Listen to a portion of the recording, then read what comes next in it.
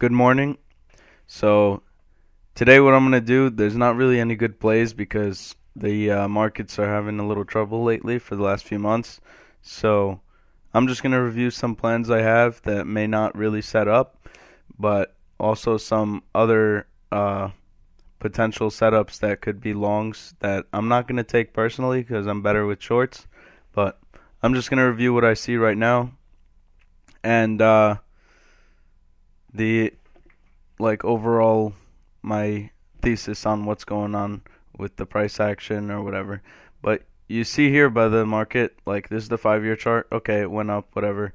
But here in this area, it's having some trouble the last these little while here because I mean, who really cares? But when it's in like a consolidation, you're unsure if it's going up or down. Just react to price action. If there's no plays that you're looking for, just ignore them. That's basically what I use this for, the market. I don't really put too much emphasis on it. Just, okay, today maybe I shouldn't be aggressive on shorts or on longs because it's not really picking a range. So, alright, let me review what I see. So there's not much. Keep that in mind. DARE is basically the only potential setup that could set up, but yeah, I don't see anything more than this, and I doubt this will even set up, so I'm just going to highlight what I think.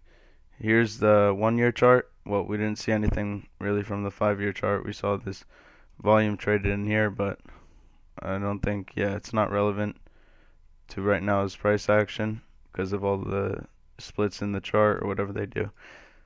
But let's zoom in a little bit. So here's the 1 year, and all right, we had some volume here. Yeah, so that was a resistance level, and it played a role in today. These resistance levels don't aren't as important as this one because look at the volume difference. Small volume, and then you have the big volume bar here. So this is the risk level. And then if you zoom in a little more, you see yesterday it spiked and it got into that, it hit that resistance level and then got that rejection. So the resistance is here at like 150-ish. This thing topped at 137 pre-market and then just failed from there. But what we can take advantage of now, this may not set up again, but let's zoom in here.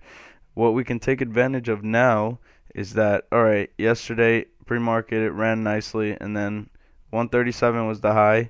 Once the market opened, it tried pushing, it failed. I mean, I was really hoping that this can break this high and kind of give a fake out and then come back down. That'll be a potential short entry if it shows some weakness in this area after failing to break out, but that didn't work out. So what we can do today, since it came down off the highs nicely, and we need a spike today.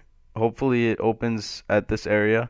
We want like a $1 break so that it gives us that momentum push and it gets those stop losses executing because it's that $1 whole dollar. And you also have some support from here and here, and then like a little bit of resistance right before the close. But the point of this is to get that $1 break so we can see the momentum push. And if it can get like up to this 115, 110 area, that can be a good potential small starter. But the better plan would be like if it can spike into this 120 area, 125, then you could take a potential small short risking here. But that all depends on the volume and if it's grinding up, if it's holding support, stuff like that. But if it opens at like 90 cents and then spikes straight up to 120s, then that could be a good entry risk in this high. But if it starts to grind up, I'm just going to ignore this. So that's why this isn't really a great play. But here we go. We can look at, so yeah, my plan was it could be a potential short if it spikes towards the previous day high. But I doubt it'll be able to. The risk will be the previous day high. So yeah, if it spikes to this area, could be a short. I don't think it's going to get there. I don't think anything's really going to set up today for me. But also, So I said CRON, APHA, UXIN, ASNS could be potential runners, but I would much rather wait for the A plus setups that like I short. So they present themselves. That's where I can attack and be confident. We can go to Krone here. The reason why I think this is a potential runner is here's the 1 year. Didn't really do much and it's very choppy, but it's like breaking these key areas. It did break it before and fake out and fail, but it's up in this area, so it could run. I'm not going to watch this. It's not really important to me because the float is huge and volume, like, it's okay, but the float's way bigger. Here's the 5-year chart so you get an idea of why it's significant that it's breaking these levels. But still, I'm just watching this like because I like watching price action, I guess, but it's not really anything on my mind. And then I said APHA, right? Yeah. APHA, the reason why I think this can run is, alright, it had this huge panic, whatever, green day, and it's gapping up. So, I mean, that's basically it. I'm not interested in this for buying again, but it's something that could move. It's like going back to these support levels back here, but there's not much volume traded, so who knows how significant they are. This is just like, again, another one that could just give me some price action to look at, but it's nothing important. And then we could see UXIN. This is just something that, like, again, can run because it had a huge morning spike, came down a little bit, and the thing is, the reason why I'm not looking for a spike to short is because, look, it's held this support level, and then also it's gapping up right now. It's like if it spikes from 420 to 480, it's not going to be enough to short into. So this could run if it ends up like in these areas and breaks this level. But I'm not looking at this to buy it either. ASNS.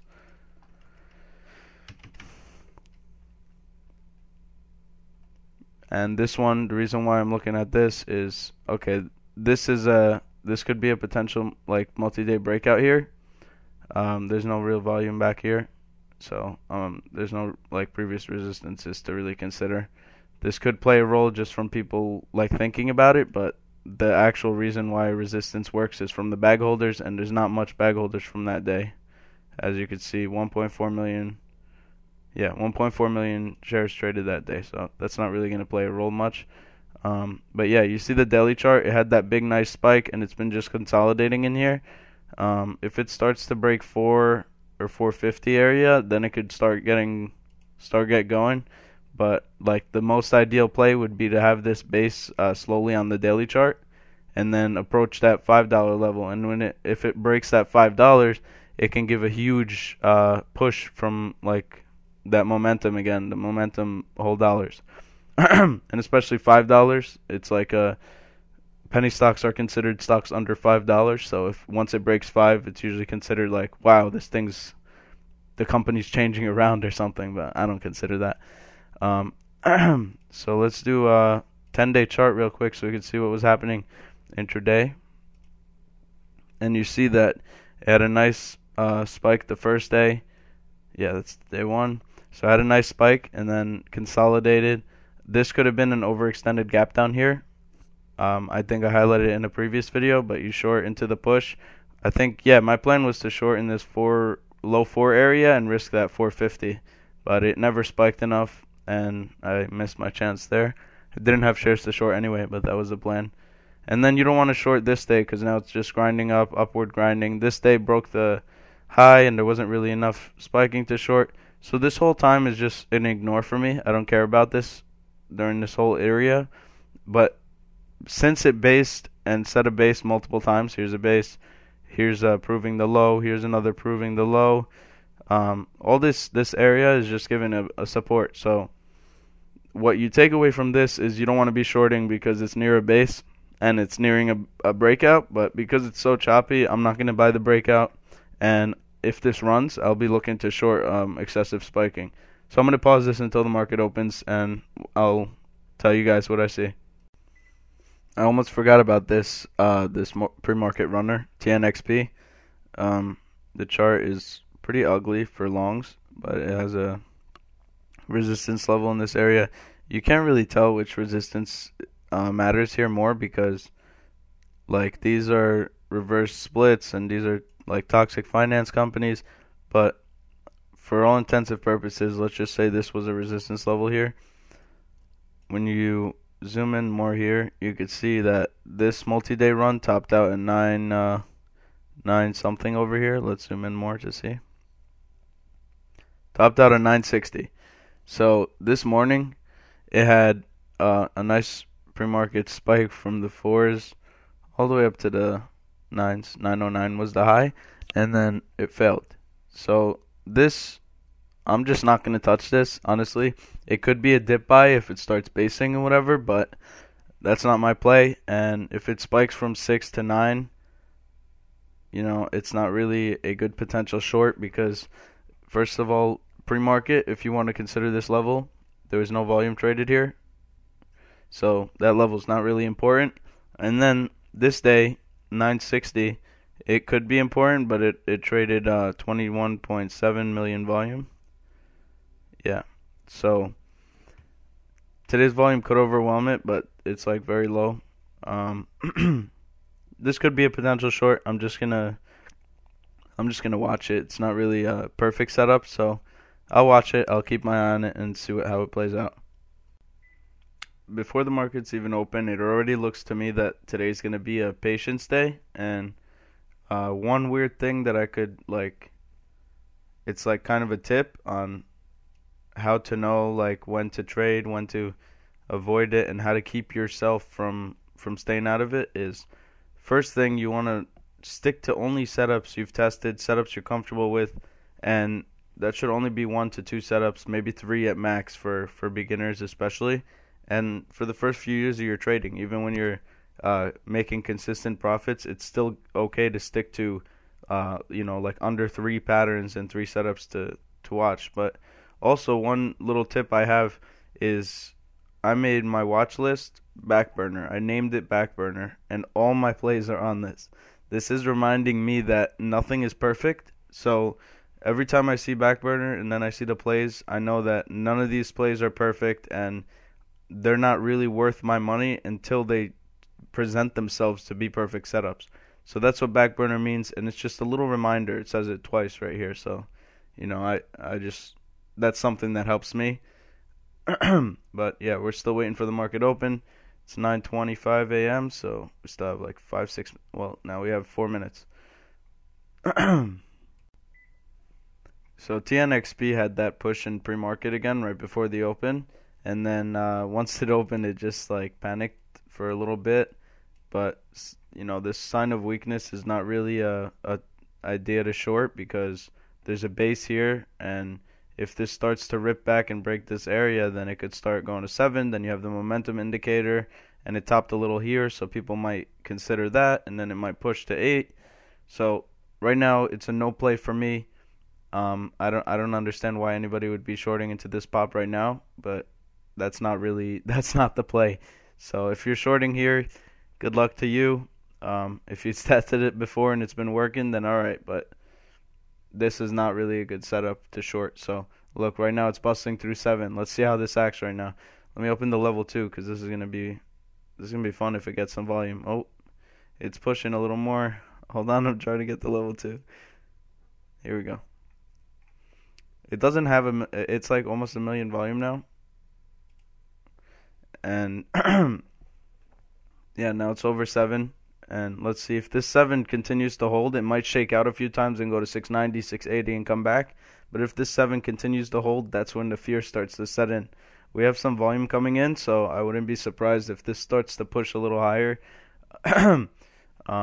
If you've been testing like a dip buy setup and you're willing to buy, let's say you buy this at 647 and you've tested that if you risk 550, like the low of day on this first initial push, then let's say you've tested that and you've seen that this works most of the time, then go ahead, take it. But I haven't tested it, and I've seen this work where you buy this first pullback and you can risk this low with a limited risk. It's a $1 share risk on a $6 stock. That's not bad, but I'm just not going to do that. So I'm just going to watch this, and because that's not my setup, I'm not going to take it. And since this is going to be like a patience play, a patience day. I'm making a few tips here on how to keep your patience, and I'll be back in a few minutes to review those. But I'm gonna pause this until some action comes up. I mean, it could be interesting to leave the level 2 up here while I type these, because this might start pushing. Yeah, you know what? I'm gonna leave it open for a few seconds, and if I see it, oh man, I shook the window and closed all of them. Hold on. One of the worst features of Windows 10, I'd say, is when you shake a window, all the windows close. And when you have 3 monitors, it gets really annoying because I have to put everything back where it was. I have to rearrange all the windows. I forgot how to disable that. I did that a few years ago, and now I don't remember. So if anybody remembers how to disable that, I'd appreciate if you comment or something. Let me know how. But anyway, so TNXP, it's like holding the 6 area. So I had this push and it's like failing. That's also why I said, like, if you've tested this setup to buy here and risk here, then go for it. But if not, you know, this is what happens. That's why you don't buy randomly. That's why you don't short randomly. It needs to be a tested setup. So let's see ASNS if it did anything. I mean, yeah, it's pushing, so I'm glad I didn't short it, and I'm not really looking to short it. So if you're shorting here, risking here, or risking here, good luck, but I don't like that setup. And then we could see, let's go in the order of them. I'll go to the red one. Wait, here's the red tab. Is it? No, this is the red tab. Alright. So UXIN. Well, there kind of fell apart. Didn't give a nice push, so that's what happens with low volume. UXIN, nothing. I mean, it could run, but I'm like, it's not even my play. So TNXP we just saw. Dare we just saw also. Cron, I'm not really interested in it, but we'll check it out. Yeah, like, okay, what are you gonna do here? I don't like it. We saw ASNS. We could see APHA real quick. Yeah, I mean, ASNS, no play for me. APHA, no play for me either. So look, so now that there's no plays setting up, nothing's good, I'm going to go over some patience tips. I literally just wrote these down, and it's like straight out of my head. So, I mean, it could be a little repetitive somewhere, but this is, I literally just wrote it.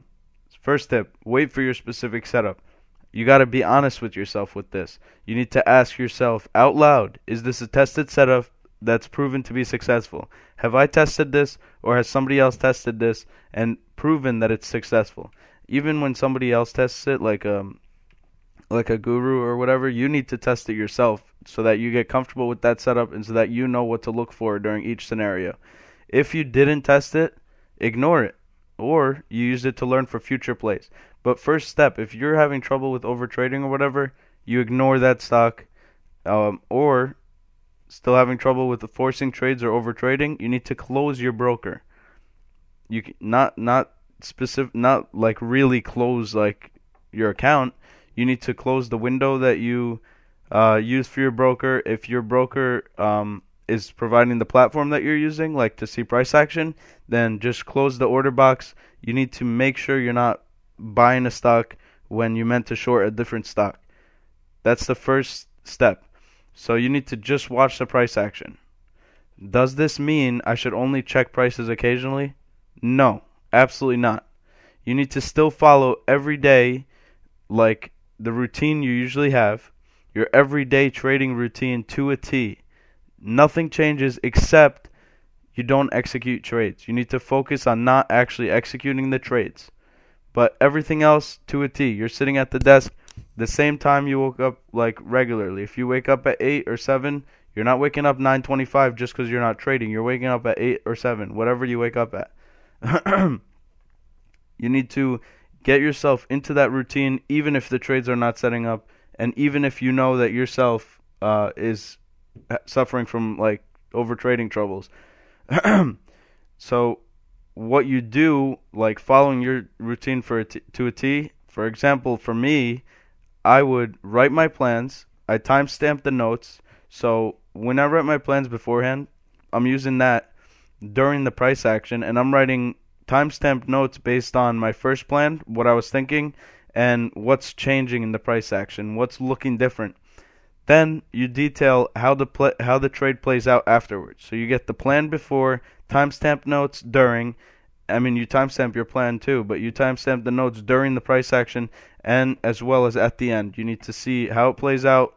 You can timestamp it at the end of the day. You can also do the next day or 3 days later. You can see how it plays out by just detailing everything in your notes. The more price action you see, the more it will benefit yourself.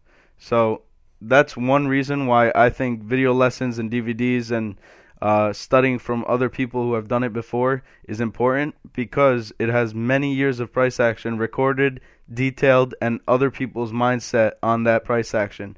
So right there you're seeing that you're seeing different views on it. So you know that sometimes if your view is to short something and like, okay, three guys you're studying from are looking to buy it, then you need to look at why are you still looking to short it? Is it still a reasonable plan?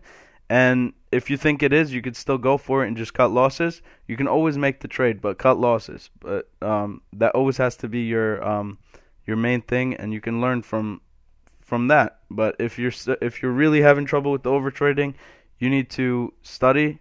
You need to be there for the price action. You need to write down your notes. And yeah, I think that's what's important. So let's just check these out real quick, and then I think I'm going to end the video. Okay, well, TNXP is curling up. But you see, like, all these plays that I said is like, they're all basically break even. Nothing really happened. And that is partly has to do with, like, how the market's been acting lately. But still, if it's not there, just don't do it. You don't want to short $6 to $6.40 just because it didn't spike enough. But, I mean, this wasn't even a short for me. But the point is, like, if you're shorting, let's say you shorted this spike at 725 and you're risking 9. That seems like a terrible lesson when it works out, you know what I mean? Especially because it's first green day, it's basing. Float is like 6 million, 2 million volume traded. This is a bad lesson. If you're making money on this trade, then it's a bad lesson if you're looking for that specific setup that I was looking for. So, like, when your setup doesn't work, just don't lie to yourself and enter for no reason. You need to really be able to combat that. So yeah, nothing's really doing anything, and thanks for watching, guys. I hope the patience was really a good lesson. Hopefully you guys enjoyed it. I still have an absolutely insane video coming, and yeah, it's being planned. There's going to be like a little teaser for it. I'd say possibly a week or two from now, and yeah, when you see that teaser, you'll know exactly why I bought that product and what I'm going to use it for. I'm really excited to make that video, and like, it's really hard for me not to tell you what it is, but that's my hint for now. And thanks for watching, and hopefully I can get like actual price action one day. But I mean, I still improvise and I make good lessons, even though the setups aren't there. So keep in mind these patience tips. You could pause this video and read them over if you want, or yeah, no, if I post them in the description, it's just gonna be too cluttered. But you know, you don't have to have this word for word. Just know it yourself. Write it down so that you remind yourself, but you don't have to like have it word for word. Make sure you're letting yourself know. Wait for the specific setup. Be honest with yourself. You can ask questions out loud to yourself. People around you will think you're weird. Your family will think you're weird. Your roommate will think you're weird. People in the hall will think you're weird. If you live in an apartment, all your people around you will think you're weird. My mom thinks I'm weird, but thanks for watching and take care, everyone. Hopefully you enjoyed this. Hopefully you learned some lessons.